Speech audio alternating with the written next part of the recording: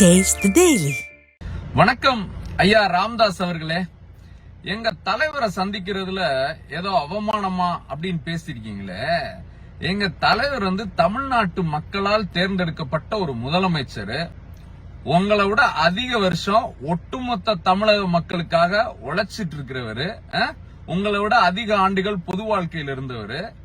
இந்திரா காந்தி அம்மையாரா இருந்தாலும் சரி, நரேந்திர மோடியா இருந்தாலும் சரி, அவங்களை எதிர்க்கக்கூடிய துணிச்சல் உள்ளவர். உங்களை மாதிரி சரண்டர் ஆகிற பர்சனாலிட்டி கிடையாது.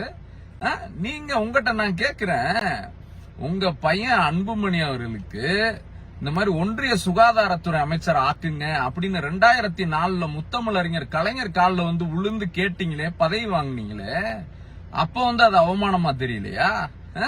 அப்படி பதவி வாங்கி அந்த பதவியை துஷ்பிரயோகம் பண்ணி மத்திய பிரதேசல இண்டோர்ல ஒரு ஊர்ல மருத்துவ கல்லூரி அனுமதி கொடுக்கறதுக்கு ஒரு வடநாட்டுக்காரன் கூட சேர்ந்து ஊழல் பண்ணாருன்னு சொல்லி சிபிஐ வழக்கு போட்டுச்சே, அப்ப உங்களுக்கு அவமானமா இல்லையாங்கயா? அதுக்காக நரேந்திர மோடி காலில் போய் கெஞ்சி என் புள்ள மேல வழக்க எடுத்து நடவடிக்கை எடுத்துறாதீங்கன்னு கெஞ்சினீங்களே, அப்ப உங்களுக்கு அவமானமா இல்லையா? அதாவது டயர் நக்கி மானம் கெட்டவங்க அப்படின்னு எடப்பாடி பழனிசாமி பன்னீர்செல்வத்தையும் சொல்லிட்டு திரும்ப அவங்க காலிலேயே விழுந்து போய் கூட்டணி போய் பேசுனீங்களே, அது அவமானமா இல்லையாங்க உங்களுக்கு? இப்ப இந்த 2024 நாடாளுமன்ற தேர்தல்ல 10 சீட்டு போட்டிட்டு 10லயும் தோத்து போனீங்களே, அப்ப உங்களுக்கு அவமானமா இல்லையா? அந்த 10 சீட்டுல 8 சீட்டுல 3வது இடம் வாங்கினீங்களே, அப்ப உங்களுக்கு அவமானமா இல்லையா? ஏங்கய்யா, அதாவது தொடர்ந்து தோல்விகளையும் அவமானத்தையும் சந்திச்சுட்டு வந்துட்டு இருக்கீங்க. 2016 மாற்றம் முன்னேற்றம் அன்புமணின்னு சொல்லி பெண்ணாகரத்துல போட்டிட்டு தோல்வி அடைஞ்சாரு அன்புமணி, அப்ப உங்களுக்கு அவமானமா இல்லையா?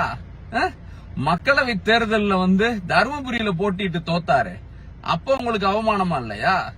Anbumani has the worst attendance among Tamil Nadu MPs Times of India பத்திரிகை எழுதுச்சே. நாடாளுமன்றத்துக்கே போக மாட்டாரு, லீவ் லெட்டர் கொடுத்துட்டு வீட்டுல உட்கார்ந்துருக்காருன்னு. அன்னைக்கு உங்களுக்கு அவமானமா இல்லையாங்கய்யா?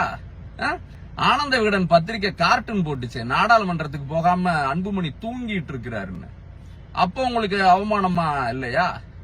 பொருளாதார இடஒதுக்கீடு நரேந்திர மோடி கொண்டு தமிழ்நாட்டில் இருக்க அனைத்து சமூகத்தோட வேலை வாய்ப்பு கல்வி வாய்ப்பை பறிச்சாரு, உங்க சமூகம் உட்பட.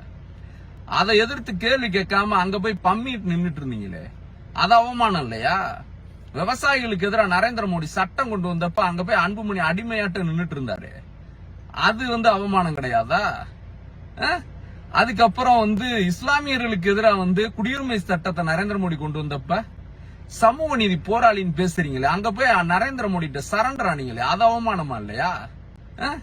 ஏங்கய்யா, இப்படி ஒட்டுமொத்தமா உங்களுடைய கடந்த கால இந்த அரசியல் வாழ்க்கை அவமான சின்னமா இருக்கு.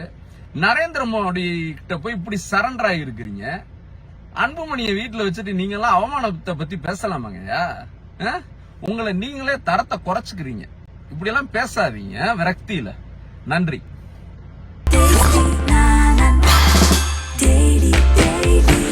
Taste the Daily. Taste the Daily.